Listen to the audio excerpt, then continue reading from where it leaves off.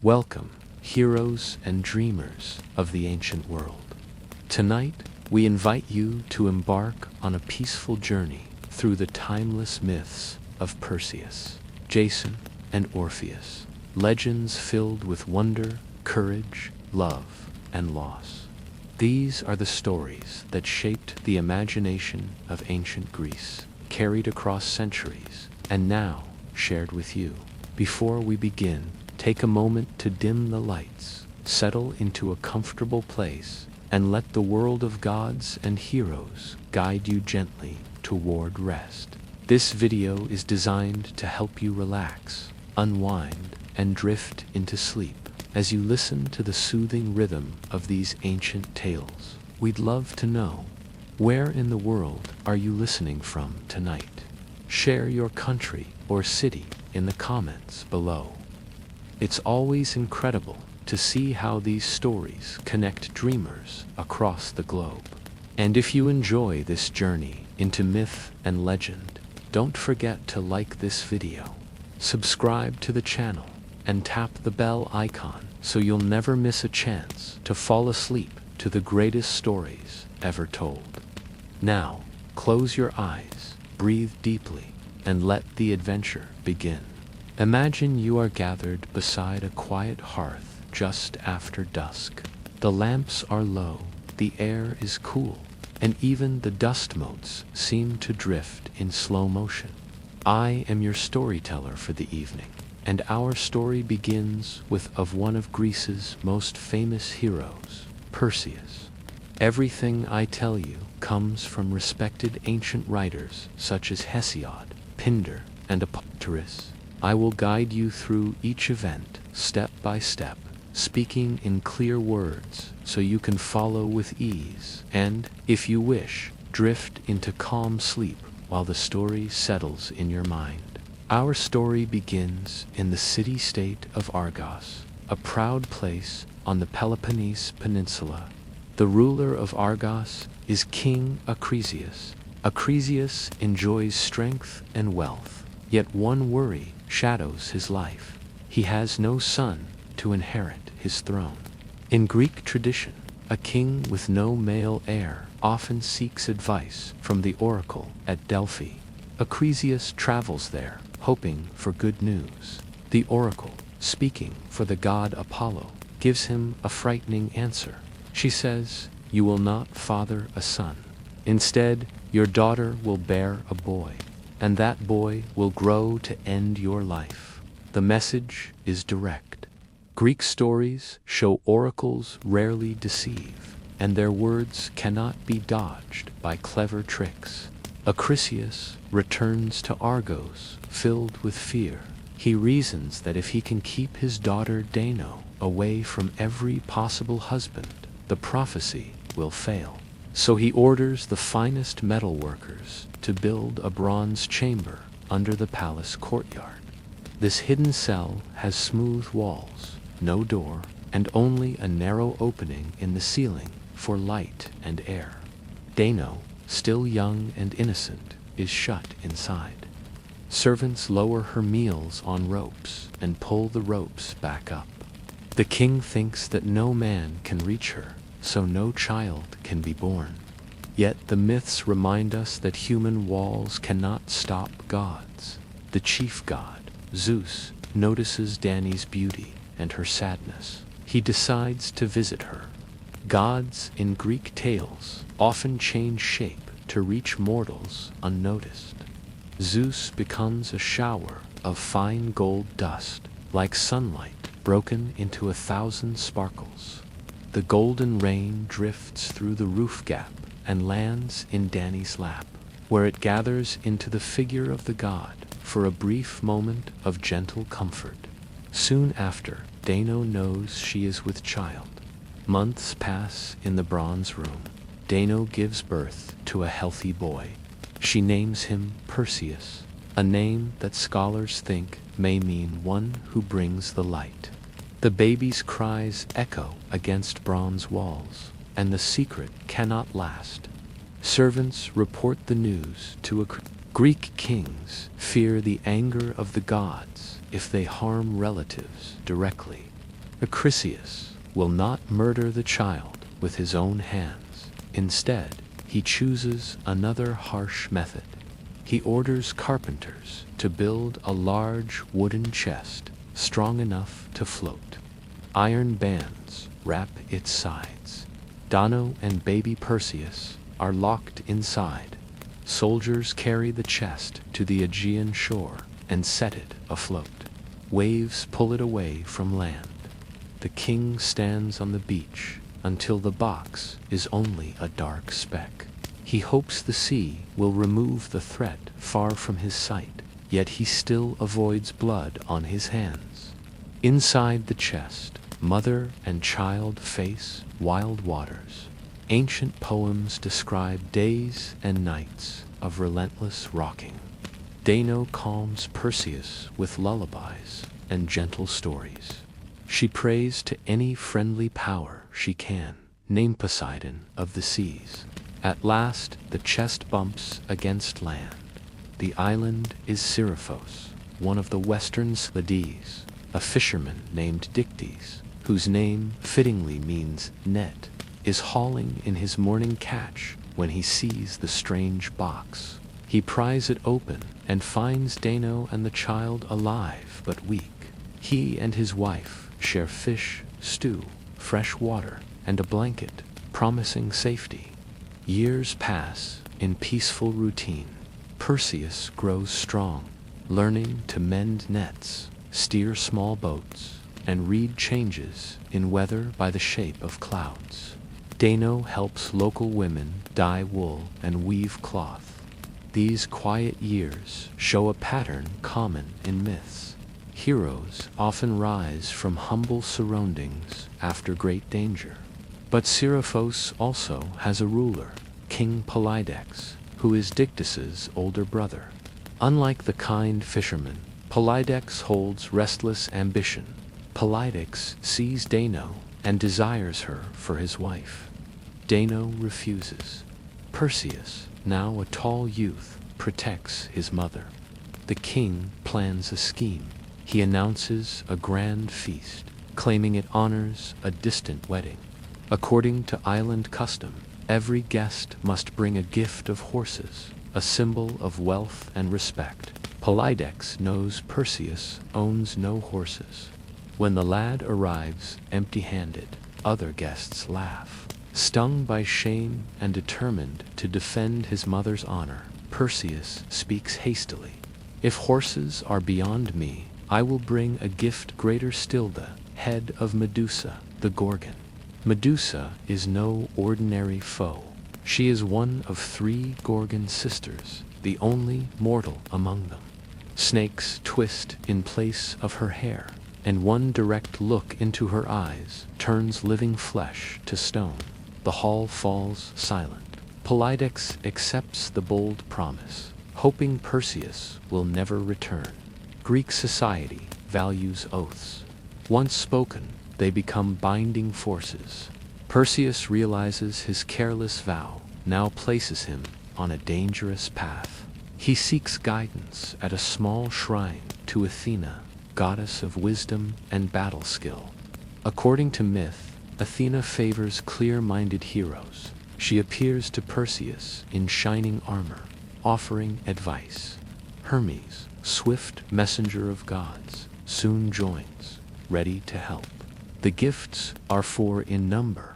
First, winged sandals that grant flight. Second, a cap of invisibility, once owned by Hades, ruler of the Underworld. Third, an adamantine sword, sharp enough to slice stone.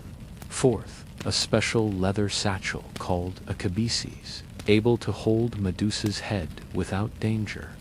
Athena also gives Perseus a broad, highly polished shield.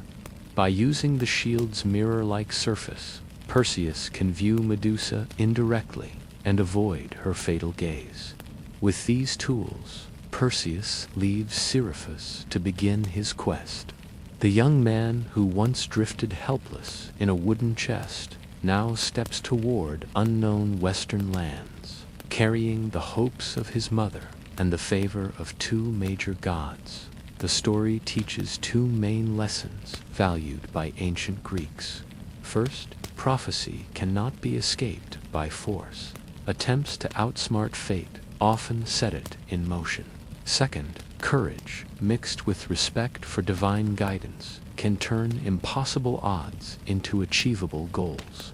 With the winged sandals laced firm, Perseus lifts from the shore and follows the cold western stars across the sea, bound for the lair of the dread Gorgons.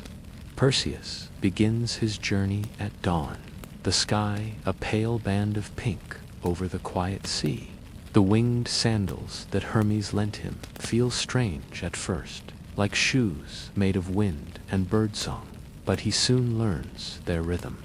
Each step lifts him above the water, and each gentle flap carries him farther from Seriphos. Below, gulls circle fishing boats, unaware that a mortal hero now moves with the speed of a god. He travels west, following stories that the Gorgons live beyond the sunset, near the edge of the ancient world.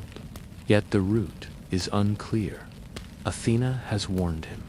To reach the Gorgons, he must first meet the Gree. These three aged sisters are older than most gods. They live on a gray peninsula where nothing grows taller than scrub grass. The sisters share one eye and one tooth, passing them from hand to hand so each can see and speak in turn. When Perseus arrives, a cold mist lies over the ground. He approaches without fear, remembering Athena's advice to be bold yet polite. He greets the sisters, calling them by name Dino, Enyo, and Pamphredo, and asks for the path to the nymphs who guard secret treasures. The Gree laugh, a thin sound like dry leaves. They do not wish to help. In many versions of the story, they plan to mislead him. Perseus watches the single eye pass between the sisters. As it leaves one bony hand and floats toward another, he moves fast, snatching the eye in mid-air. The Gree cry out, suddenly blind. He speaks calmly, promising to return the eye once they show him the correct road. Their pride bends under necessity. They give clear directions to a hidden valley where the nymphs of the north keep for divine items. Only then does Perseus place the eye back into their trembling fingers. The Valley of the Nymphs rests under snow-capped peaks. The air smells of pine, resin, and cold water. The nymphs receive Perseus as a guest, recognizing the signs of Athena on his shield and Hermes on his sandals.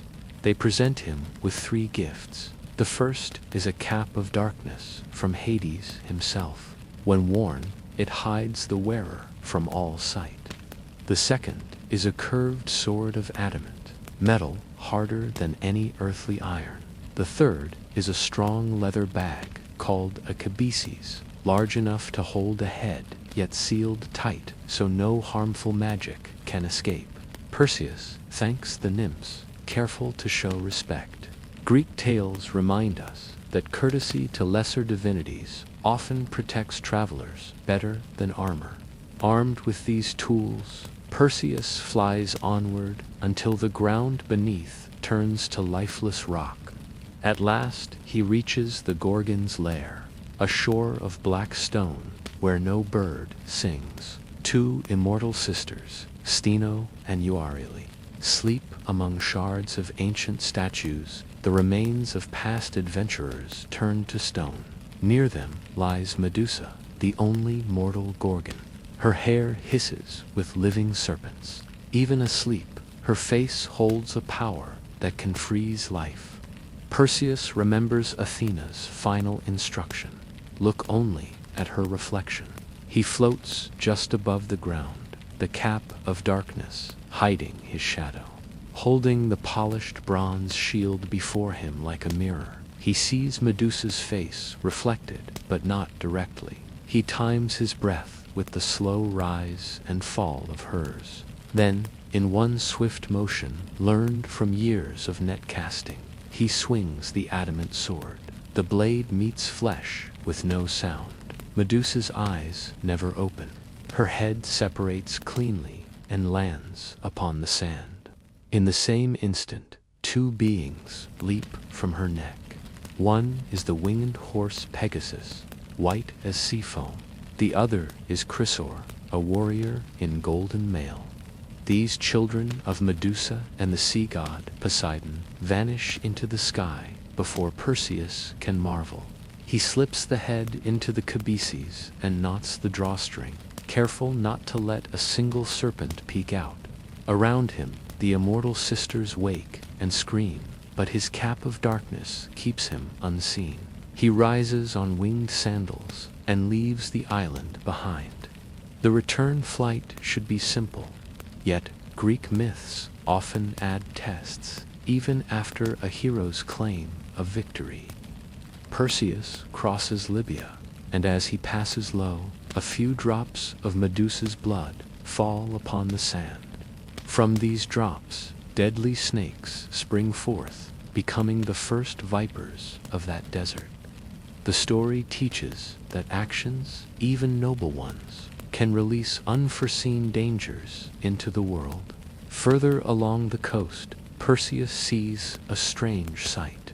A maiden chained to a wave-washed rock. Her name is Andromeda, daughter of Queen Cassiopeia and King Cepheus of Ethiopia.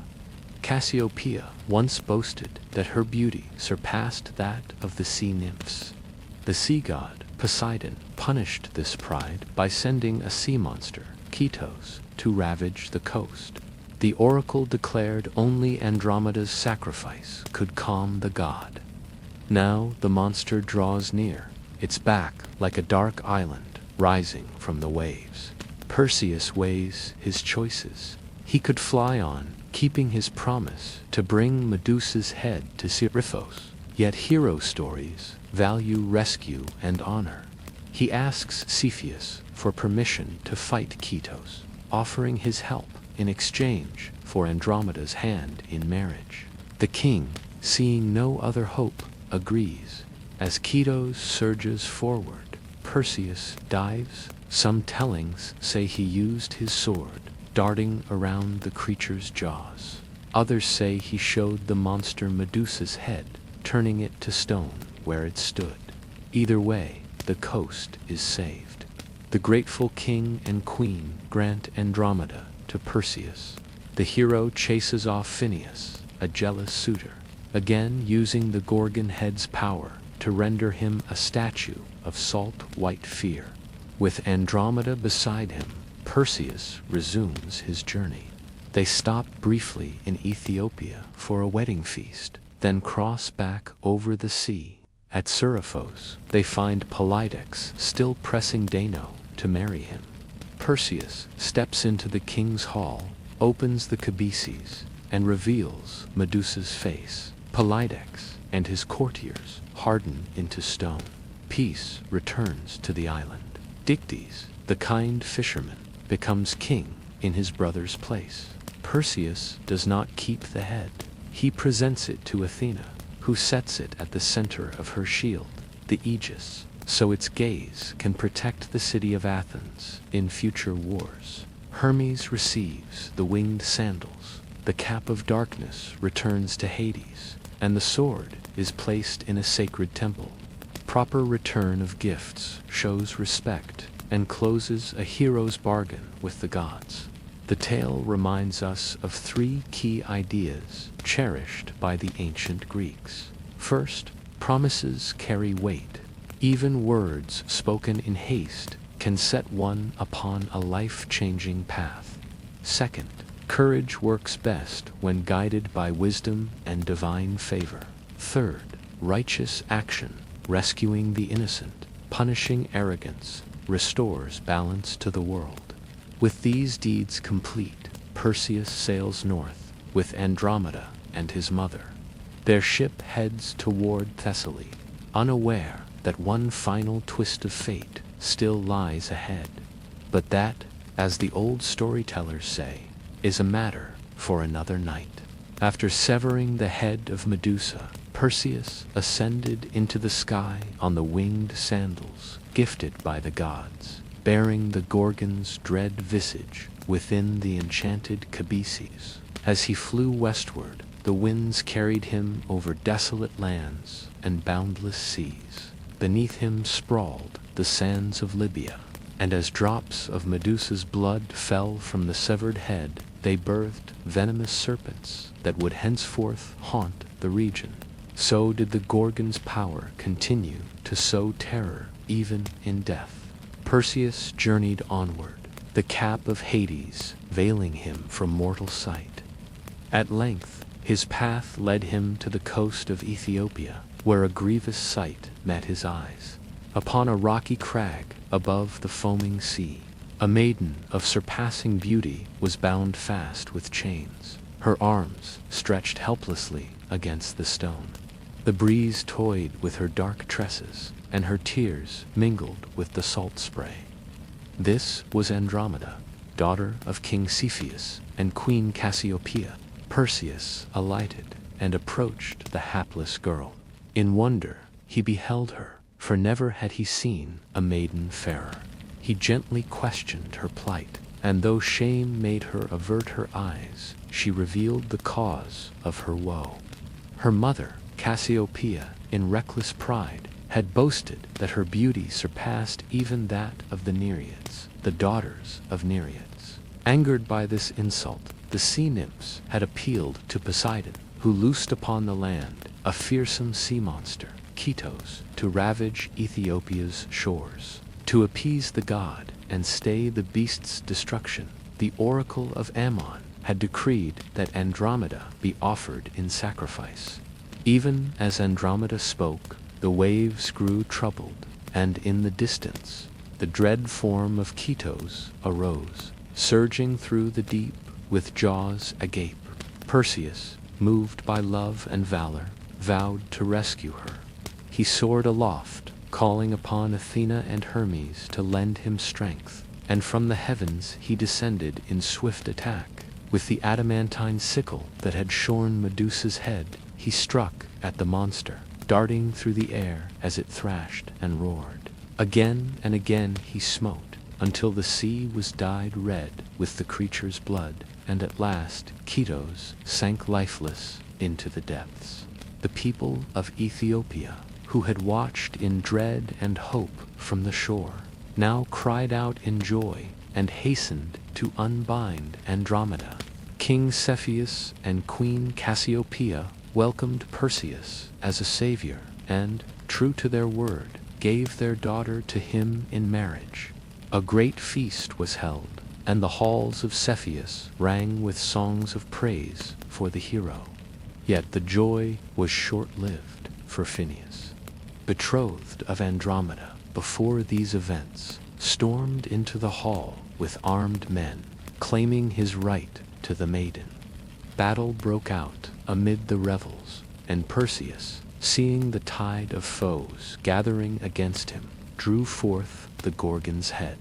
Shielding his own eyes, he held it aloft, and all who looked upon it, Phineus and his followers, were turned to stone, their forms fixed in the attitudes of rage and combat. With Andromeda at his side, Perseus departed Ethiopia. On their homeward journey, they passed through many lands, bearing with them the tokens of his deeds, the winged sandals, the cap of Hades, the cabeces containing Medusa's head. As they neared Seriphos, Perseus learned that all was not well. Polydex, the scheming king who had sent him on his perilous quest, had abused Dano in his absence, seeking to force her into marriage. Perseus strode into the king's hall, where Polydex and his courtiers feasted. Before the assembled company, he revealed the fruit of his labors. Drawing forth the Gorgon's head, he turned the tyrant and his followers into stone, their faces twisted in surprise and terror. Thus Seriphos was freed from its oppressor. Having avenged his mother and fulfilled his quest, Perseus restored the divine gifts to Hermes and Athena. The cap of Hades, the sandals, the kibusas all were returned to their rightful owners. The head of Medusa he presented to Athena, who set it upon her aegis, that its dread power might protect her in battle. From Seriphos, Perseus journeyed with Dano and Andromeda to Argos, seeking to reclaim his birthright. But Acrisius, his grandfather, fearing the oracle that foretold his death at Perseus's hand, had fled the land. Yet fate is inexorable. At the games held in Larissa, Perseus entered the contests, and during the discus throw, the wind caught his cast and bore it astray. The heavy disc struck an old man who watched among the spectators Chryseis come in secret to the games. Thus was the prophecy fulfilled, though neither malice nor intent lay in Perseus' heart. Grieving for what had come to pass, Perseus refused the throne of Argos, unwilling to reign where such sorrow had befallen. Instead, he exchanged kingdoms with Megapentheus, son of Proetus, taking the rule of tyrants. There he founded Mycene, famed in later ages, and reigned in peace and justice. To Perseus and Andromeda were born sons who became the fathers of kings and heroes. Their line endured, and from it, in distant time, would come Heracles, the mightiest of the Greeks. When their mortal days were done, the gods set Perseus and Andromeda among the stars, their constellations shining as witness to their deeds. So ends the tale of Perseus, the slayer of Medusa, the savior of Andromeda, the hero whose fate fulfilled both prophecy and glory. In the ancient land of Iolcus, in Thessaly, there ruled a king named Aeson, rightful heir of Cretheus. But Aeson's reign was short-lived, for his half-brother, Peleus, driven by ambition and lust for power, seized the throne by treachery. In fear for his infant son, Aeson sent the boy away in secret, hoping to preserve his life from Peleus' cruel designs. The child was Jason, destined to bring about Peleus' downfall, as foretold by prophecy. Jason was entrusted to the wise and kindly centaur Chiron, who dwelt upon Mount Pelion. There, under Chiron's tutelage, Jason grew to manhood, excelling in all the arts that befitted a hero. He learned to play the lyre and to speak with eloquence. He mastered the bow and the spear, the healing of wounds, and the knowledge of the stars. Chiron taught him justice, courage, and reverence for the gods. Thus Jason was nurtured, apart from his people, until the appointed time. Meanwhile, Peleus ruled Iolcus with a heavy hand, ever haunted by the oracle that warned him to beware the man who came with but a single sandal, for it had been decreed that such a one would bring his ruin. In his paranoia, Peleus sought to appease the gods with sacrifices and to fortify his rule, but no offering could avert the doom that loomed over him. When Jason reached the prime of youth, noble and strong, Chiron revealed to him his true heritage. Fired with purpose, Jason descended from Mount Pelion and set out for Iolcus, resolved to claim his rightful place. As he journeyed, he came to the river Anaris, swollen with recent rains. On its bank stood an aged woman who begged his aid in crossing the torrent. Jason, ever compassionate, lifted the crone upon his shoulders and bore her across, but in the rushing water he lost one of his sandals to the flood. The old woman, who was none other than Hera in disguise, vanished, leaving Jason to continue on his way, unshod, on one foot. Jason arrived at Iolcus, bearing no token of his noble birth, but his own bearing and strength. Peleus, seeing the youth enter the city with one sandal, felt the stirrings of dread, for the prophecy came to his mind unbidden. Yet concealing his fear beneath smiles, he welcomed Jason and questioned him. When Jason declared his lineage and his intent to claim the throne, Peleus feigned agreement, but, crafty and false, he plotted to rid himself of the threat. He bade Jason undertake a glorious quest to win renown, and with it, the kingship. The charge he laid upon him was to bring back the Golden Fleece, that wondrous treasure guarded in the distant land of Colchis. The Golden Fleece was the skin of the divine ram that had once borne Phrixus across the sea to safety. Phrixus, in gratitude, had offered the ram to Zeus and given its fleece to King Ates of Colchis, who hung it upon an oak in the sacred grove of Ares, where it was guarded by a sleepless serpent. Many had dreamed of winning it, none had dared. Peleus, in his guile, hoped that Jason would perish in the attempt. Undaunted, Jason accepted the challenge. He sent word through all the land, calling for heroes to join him in the quest.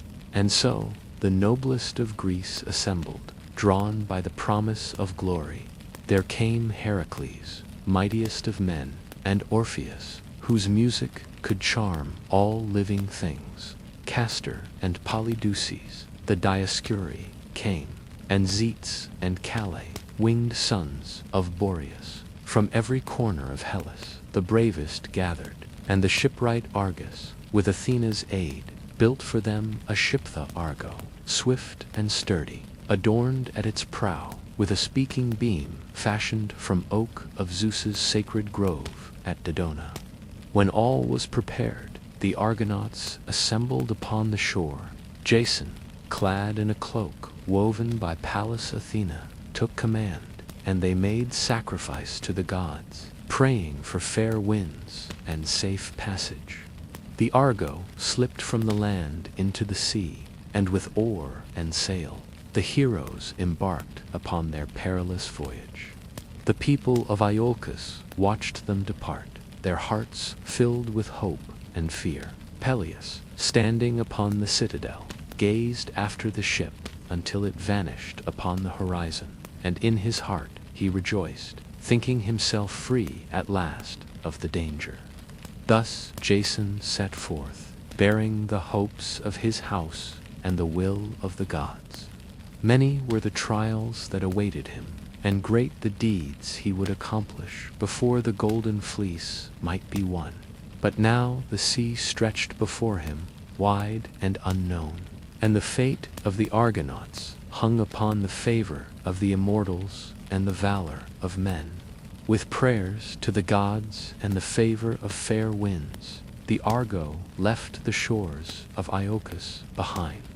Jason stood at the prow, his heart stirred by the promise of glory and the unknown perils that lay ahead. 50 heroes manned the ship, their oars flashing in unison, their spirits high. Yet the gods had woven many trials into the fabric of their voyage, and the Argonauts soon found themselves tested. Their first landfall was at the Isle of Lemnos. The women of Lemnos, having slain their husbands in vengeance for neglect and betrayal, now ruled alone. No men dwelt upon the island, and its queen, Hypsipyle, welcomed the strangers with kindness. There Jason and his companions tarried for a time, their purpose forgotten in feasting and love. The Lemnian women, longing for union and heirs, took the Argonauts as consorts. Jason himself lay with Hypsipyle, and she bore him sons. But at length, urged on by Heracles, who alone resisted the island's temptations, the heroes remembered their quest. They set sail once more, leaving Lemnos behind. Their next trial came upon the coast of the Dolianas. These people, ruled by King Cyzicus, offered the Argonauts hospitality and gifts. Yet fate was cruel. After departing the friendly land, a storm drove the Argo back to shore in darkness. Unknowing, the Doliones mistook the returning Argonauts for raiders and attacked. In the bitter night battle that followed, King Cyzicus fell by Jason's hand. When dawn revealed the truth, grief filled both sides. The Argonauts mourned the noble king, raising a barrow to his memory before continuing their voyage. The Argo pressed on, its crew enduring tempests and the threat of hostile shores, until they reached the land of the Bobreses. There ruled Amycus, a giant of a man, famed for forcing strangers to box with him and slaying them. Jason's companion, Polydeuces, skilled in boxing, accepted the challenge. The two met upon the strand, and after a fierce contest, Polydeuces struck Amycus down, ending his tyranny. The Bobreses, freed from their cruel king, hailed the Argonauts as saviors. The voyage led them next to the Thracian coast, where they found the aged seer Phineus. Blind and tormented, Phineus lived in misery. For the Harpies, daughters of Themis, and Electra descended upon him whenever he set food before himself, snatching it away and befouling what remained. The gods had sent this punishment for Phineus' misused gift of prophecy, yet pity stirred the hearts of the Argonauts. Zetes and Calais, the Boreads, swore to end his torment. When next the Harpies came screaming from the sky, the winged sons of Boreas gave chase, pursuing the monsters far across the sea. At last, by the will of Zeus, Iris intervened. She bade the Boreads spare the Harpies, promising that they would no longer trouble Phineus. Thus released, the seer gave thanks and, in gratitude, revealed to the Argonauts the dangers that lay ahead. He spoke of the Symplegades, the clashing rocks, which guarded the entrance to the Euxine Sea. No ship had ever passed them, for they would crash together, crushing all who dared approach. Following Phineus' counsel, the Argonauts released a dove to fly between the rocks. As the bird passed, the cliffs met with a thunderous roar, clipping but a few tail feathers. Seeing this, Jason urged his men to row with all their might.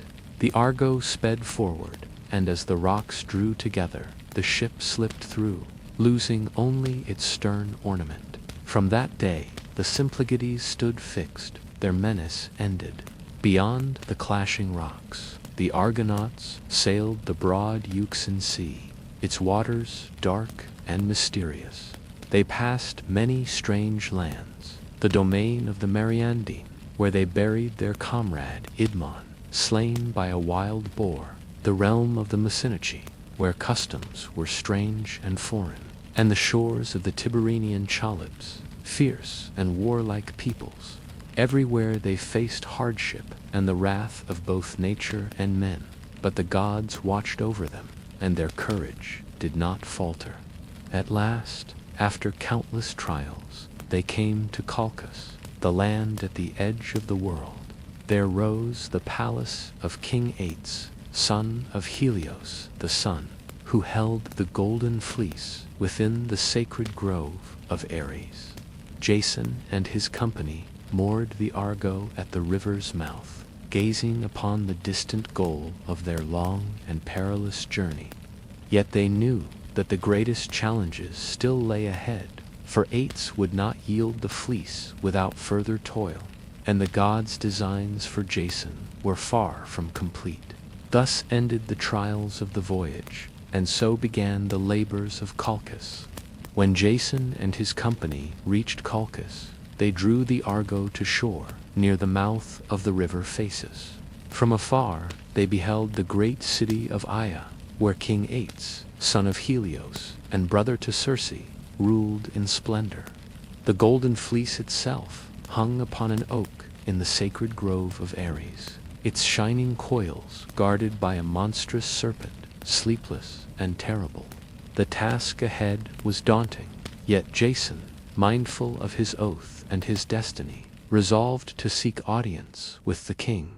Clad in his finest armor, Jason entered the halls of Aetes, accompanied by select companions.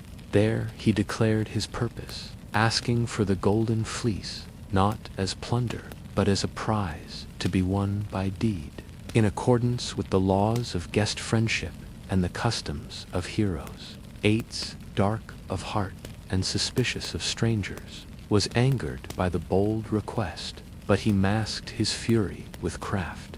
He agreed to yield the fleece if Jason could accomplish a feat he deemed impossible. Ates set before him these tasks. Jason must yoke 2 great bulls, born of Hephaestus, that breathed fire from their nostrils and had hooves of bronze.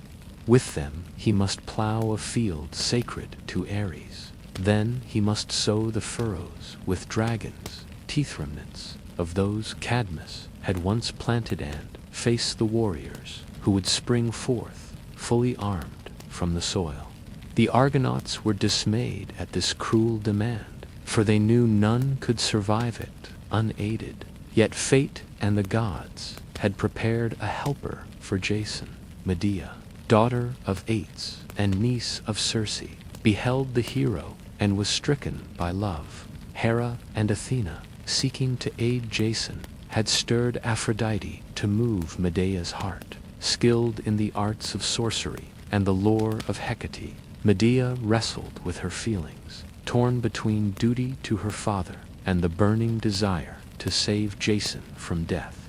At night, in secret, Medea met Jason at the temple of Hecate. There she promised him aid if he would swear to take her as his wife and bear her safely from Colchis. Jason gave his solemn oath, invoking Zeus as witness.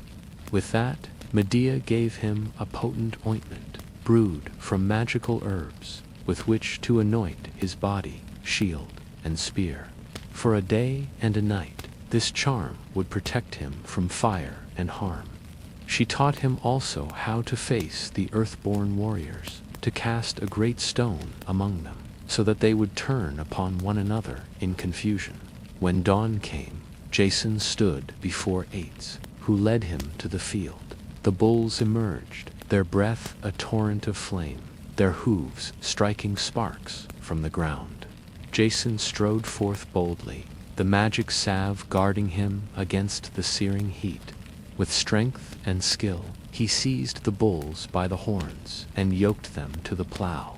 The Colchians marveled, for none had dared such a feat before. All day Jason toiled, turning the soil beneath the fiery beasts. When the field was furrowed, he sowed the dragon's teeth. From the earth sprang warriors, fierce and armed for battle. Jason, remembering Medea's counsel, hurled a mighty stone among them. The warriors, unable to see whence it came, fell upon each other in fury. Soon none remained alive, and Jason stood victorious. Yet Ates, faithless to his word, plotted Jason's destruction. That night, warned by Medea, Jason and the Argonauts made ready to seize the fleece and flee. Guided by Medea's sorcery, they came to the grove of Ares. There lay the serpent, coiled about the oak, its eyes gleaming in the dark, its tongue flickering like lightning. Medea spoke incantations and poured a draught of enchanted sleep into the creature's jaws. The serpent's coils slackened, and Jason, with swift hands, took the fleece, its golden wool shining like the sun.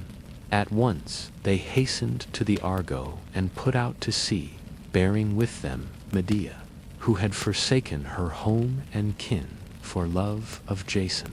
When Ates learned of their flight, his wrath was terrible. He armed his ships and pursued the Argonauts across the sea. To delay him, Medea resorted to a dreadful stratagem. She lured her brother, young Apsyrtus, into a trap, and Jason slew him. They scattered his limbs upon the waters, so that Ates, pausing to gather the remains, might lose the trail.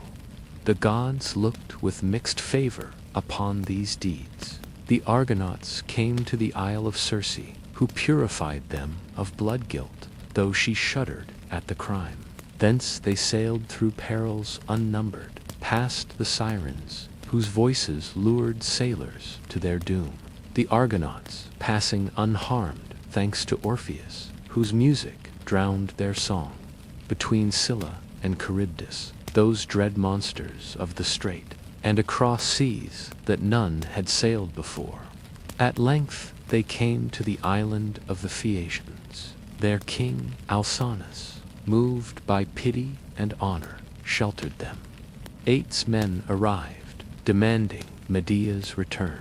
Alcinous, wise and just, declared that if Jason and Medea were not yet wed, she should be given back, but if they were man and wife, he would protect them. That night, Jason and Medea were joined in marriage, and at dawn Alcinous refused the Colchians' demand. Foiled, they returned to their master. The Argo sailed on, passing many strange lands and trials, until at last they returned to Iolcus. But Jason's triumph was bitter, for he found his father dead, murdered, or driven to despair by Peleus' cruelty. Jason gave the fleece to Peleus, as he had sworn, but the usurper refused to yield the throne. Then Medea, mistress of cunning, devised a plan. She tricked Peleus' daughters into believing that they might restore their father's youth by cutting him in pieces and boiling him with enchanted herbs. They obeyed, but Medea withheld the magic, and Peleus perished. Yet the gods abhorred the deed, and the people rose against Jason and Medea. They fled Iolcus, seeking refuge in Corinth. There they dwelt for years, and to them were born sons. But Jason's heart grew proud and false. He betrayed Medea, seeking to wed Glauce, daughter of King Creon of Corinth, to secure power and favor. Medea's fury was boundless. She sent Glauce a robe steeped in poison, which consumed the maiden and her father in flames. Then, in grief and vengeance, she slew her own children, denying Jason all joy and legacy. Thus Jason's glory turned to ashes. He wandered in sorrow, bereft of wife, children, and kingdom. In his final days, he returned to the rotting hulk of the Argo, where, as he sat beneath its shadow, a timber fell from the ship and struck him dead. So ended the hero who had braved so much and gained so little, undone at last by his own deeds. In the earliest days, when gods still walked among mortals and the world was young, Orpheus was born, destined to be the greatest of all musicians, a mortal whose song could move even the stony heart of Hades himself. His mother was Calliope, eldest of the Muses, mistress of epic song. Some say his father was the Thracian king Ogyges, others that he was the son of Apollo, who blessed him at birth with the gift of music. From these divine lineages, Orpheus inherited his wondrous talent, surpassing all men in the power of his art. From childhood, Orpheus was reared in Thrace, among hills and forests that would later echo with his melodies. The Muses themselves taught him the secrets of harmony, the weaving of word and note into song that could heal, inspire, or subdue. Apollo, the god of the lyre, gave Orpheus his own golden instrument, strung with silver strings. With it, Orpheus could summon any sound his soul conceived, and no heart could resist his music, neither mortal, beast, nor god. When Orpheus played, the world itself seemed to pause and listen. Rivers stilled their course to hear him, and trees uprooted themselves to draw nearer. Lions and wolves, forgetting their nature, lay down in peace at his feet. The very stones of the earth moved to form walls or circles at his command. Such was the magic of his lyre and voice combined. In time, Orpheus came to join the company of heroes. When Jason summoned the bravest of Greece for the quest of the Golden Fleece, Orpheus answered the call, for his fame had spread far beyond Thrace, though he bore no spear or sword. The Argonauts prized his presence, knowing that his music could calm the waves, give courage in battle, and soothe tempests sent by vengeful gods. Upon the Argo, Orpheus proved his worth. When the ship neared the shores where the sirens dwelt, those dread daughters of the sea, whose voices lured sailors to ruin, Orpheus took up his lyre as the sirens' song rose, promising knowledge, delight, and forgetfulness. Orpheus played louder, his melodies more beautiful and entrancing than theirs. His music drowned their voices, and the Argonauts passed unscathed, their hearts steadfast. Even the sirens, defeated, flung themselves into the sea. After the voyage of the Argo, Orpheus returned to Thrace, his name renowned. His fame reached the ears of Eurydice, a dryad of surpassing beauty and gentle spirit. When first they met, the forest fell silent, as if the very air held its breath. Love sprang between them, swift and deep, and soon they were wed, their union celebrated by gods, nymphs, and mortals alike. But happiness among mortals is fragile, and fate is ever watchful. Not long after their marriage, Eurydice wandered through the meadow with her companions. Some say that she fled the pursuit of Aristaeus, a minor god or shepherd who lusted after her. As she ran, she trod upon a serpent hidden in the grass. The snake struck, and its venom entered her veins. With a cry, Eurydice fell, and life fled from her limbs. Orpheus found her lifeless upon the earth, her face pale, her eyes closed forever.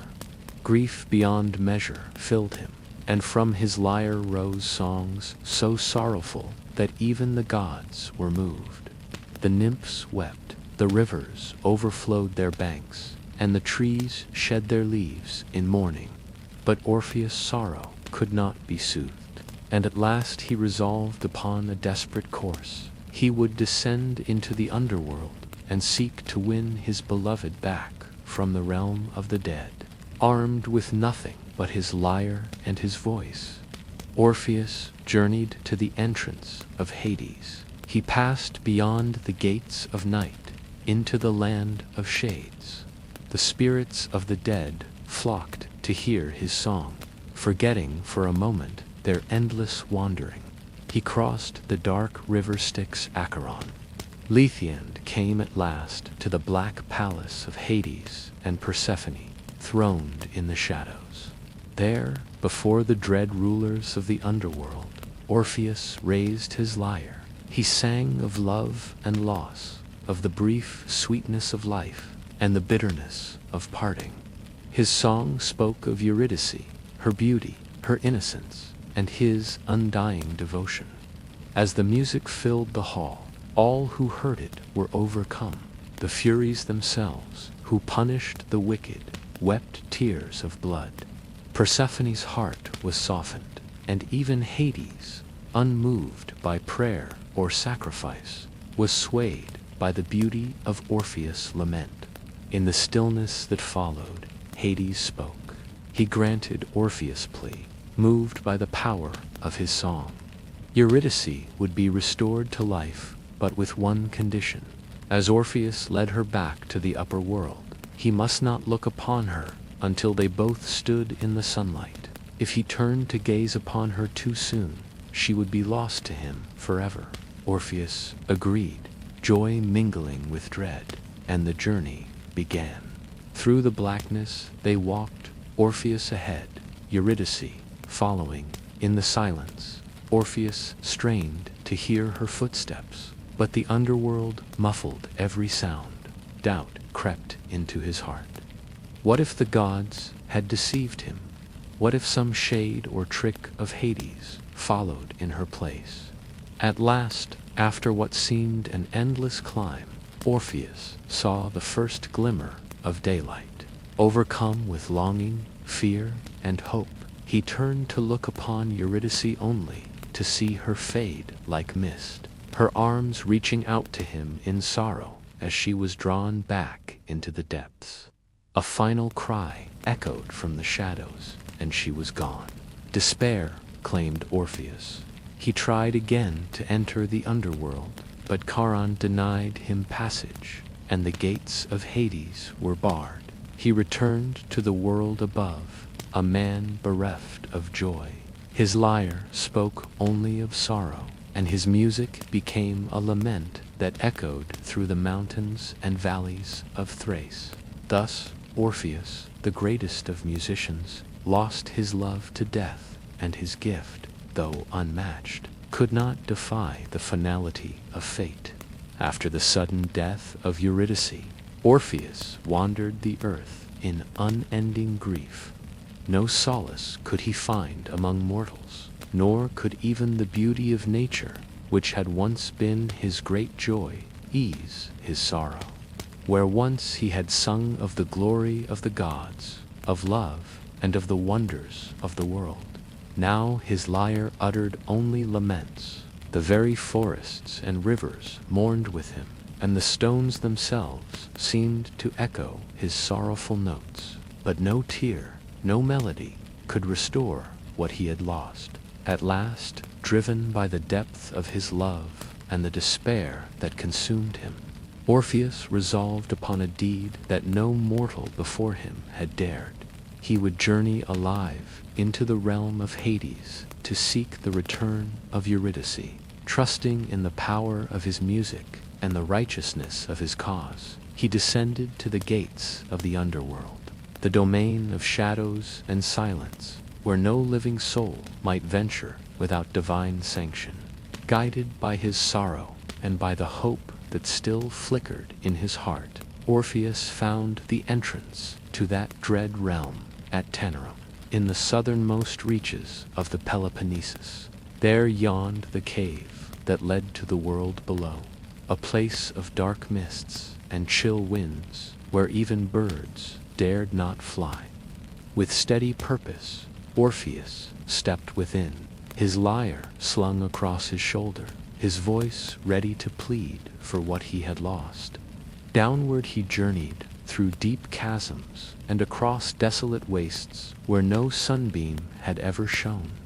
The air grew cold, the silence oppressive, broken only by the sound of the river Styx that encircled the land of the dead. Soon he came to the banks of that terrible river where Charon, the ancient ferryman, waited with his blackened oar.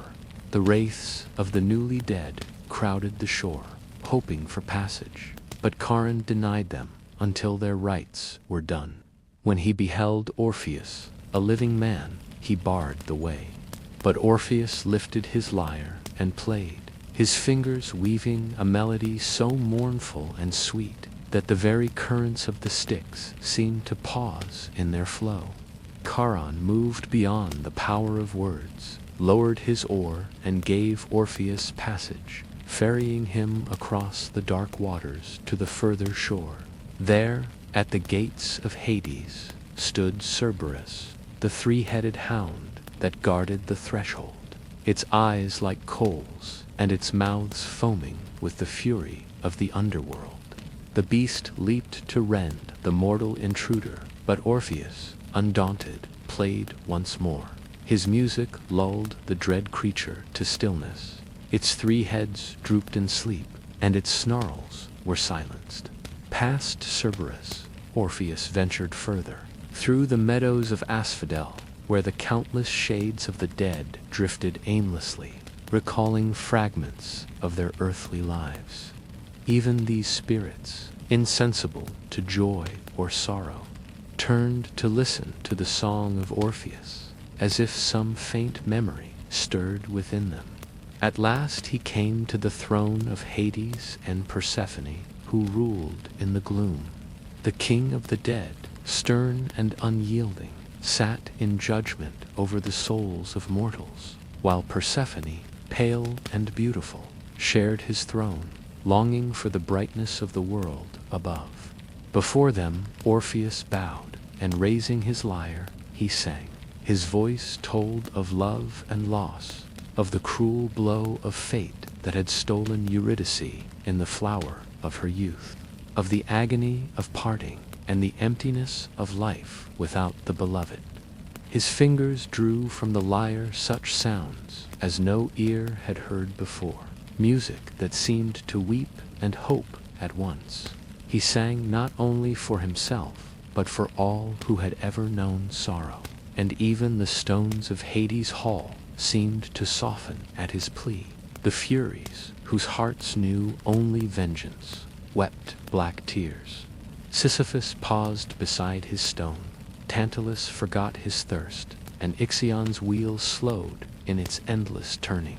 Persephone's heart was touched by pity, and Hades himself, who had never before relented, was moved by the purity of Orpheus' love and the beauty of his song. In a voice that echoed like the sound of the earth itself, Hades spoke. He granted Orpheus' request. Eurydice would be restored to life, but upon one condition. As they made their way back to the world above, Orpheus must not look back at her until they both stood beneath the light of the sun. Should he fail, Eurydice would be lost to him forever, and no further supplication would avail. Orpheus agreed, his heart filled with gratitude and trepidation. Hades called forth Eurydice from among the shades. Silent and pale as moonlight she came, her form as insubstantial as a dream, her eyes fixed upon Orpheus in trust and longing. Without word or touch, they began the ascent.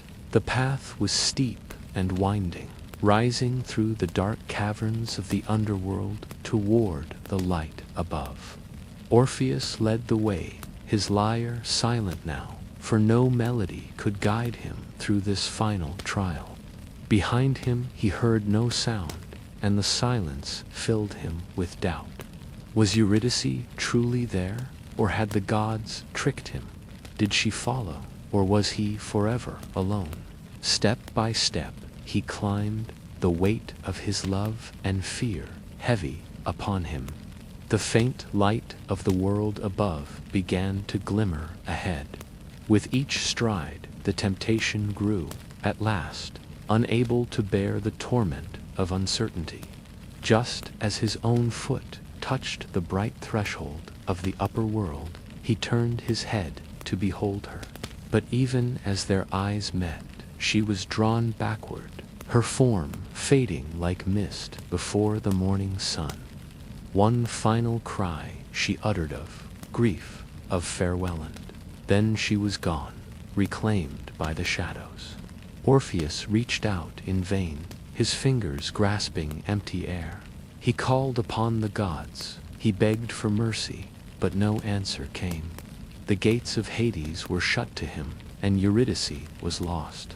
Once more, he descended to the river Styx, but Charon denied him passage, and Cerberus stood again at the gate. The laws of death could not be undone twice.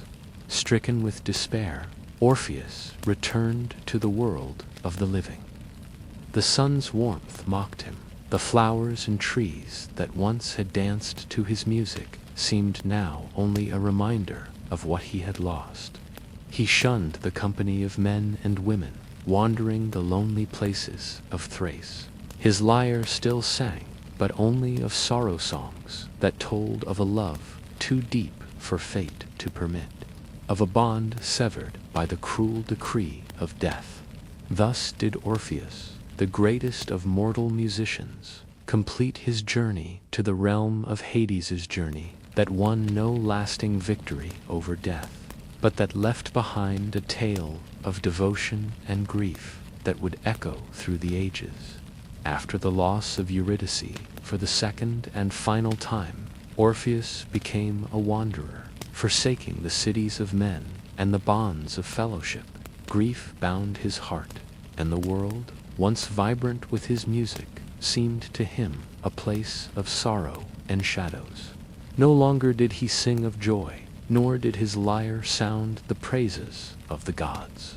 His songs became laments, haunting and beautiful, telling of love's frailty and the finality of death. He roamed the wild hills and forests of Thrace, shunning the companionship of mortals. Some say he spurned all women, his heart forever captive to the memory of Eurydice. Others claim that he taught men to honor Apollo above Dionysus, exalting the light of reason and harmony over the wild ecstasies of the wine god's rites. In either case, Orpheus lived apart, a figure of mystery and melancholy, his music now a gift for the wilderness alone. Birds followed him as he walked, trees bent their branches to hear, streams slowed their course to catch his song. But the world is not kind to those who turn their back upon its ways. In time, Orpheus' rejection of the rites of Dionysus and his refusal of love aroused the anger of the Maenads, the frenzied women who served the god with ecstatic dances and blood rites. They came upon Orpheus as he played his lyre upon a quiet hill, crowned with ivy, their hair loose and wild. They surged toward him in fury, their eyes blazing with the madness of the god.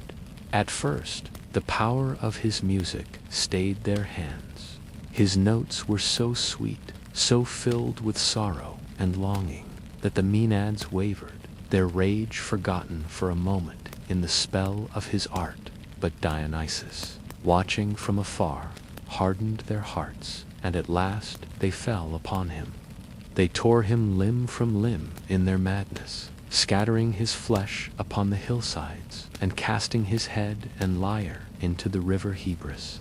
Yet even in death, Orpheus' gift endured. His severed head, still singing, floated down the river, borne upon the waves to the sea. The waters carried it to the Isle of Lesbos, where it came ashore and was enshrined. There it became an oracle, uttering truths and prophecies in a voice touched by the wisdom of the underworld. The lyre, too, was borne by the waves, and the gods, in pity and honor, set it among the stars as the constellation Lyra, that mortals might remember the power of harmony and song. The dismembered body of Orpheus was gathered and buried at the foot of Mount Olympus, or, as some say, upon Mount Pieria, sacred to the Muses. There, the nightingales sing more sweetly than anywhere else on earth, as if striving to honor the memory of the master of music. The Muses themselves mourned for Orpheus, and his soul, released from mortal suffering, found at last the peace it had long sought. In the realm of Hades, he was reunited with Eurydice, never to be parted again. But Orpheus' legacy did not end with his death. The songs he composed, the wisdom he gained, and the mysteries he revealed lived on among men. He became the founder, or at least the great prophet, of the Orphic mysteries, a sacred tradition that taught of the soul's immortality, its kinship with the divine, and its long journey of purification through many lives. The followers of Orpheus believed that through ritual, music, and virtuous living, the soul could free itself from the cycle of rebirth and return to the light of the gods. The Orphic hymns, attributed to his inspiration, praised the gods with words of power, seeking to invoke their favor and guidance. His teachings spoke of a primeval unity, a cosmic harmony, disrupted by strife and restored through spiritual discipline. The rites of the Orphics offered hope to mortals, promising that beyond death lay not oblivion, but a return to the divine source from which all souls had sprung. Orpheus' influence spread far and wide. Poets and philosophers, priests and musicians alike, honored him as the supreme singer, the mortal who had dared to descend to Hades and return, the teacher of mysteries that linked the human and the divine. His name became a symbol of the power of art, of the sorrow of love, and of the eternal quest for truth and transcendence. Even the gods bore witness to his greatness. Apollo claimed him as a favorite, and it was said that when Orpheus died, the god wept, and the sun's light was dimmed for a day. The stars themselves seemed to burn more brightly, as if to honor the soul that now joined them in the heavens. Thus ended the mortal life of Orpheus, but his spirit lived on in song, in legend, and in the hearts of all who seek to give voice to the deepest longings of the human soul. His story of love lost and sought beyond death, of the power and limits of art, and of the mysteries that lie beyond the veil of life, remains forever woven into the fabric of mortal memory. And so, from the heights of Thrace to the shores of Lesbos, from the temples of Greece to the hidden groves of those who kept his rites, the name of Orpheus was spoken with reverence.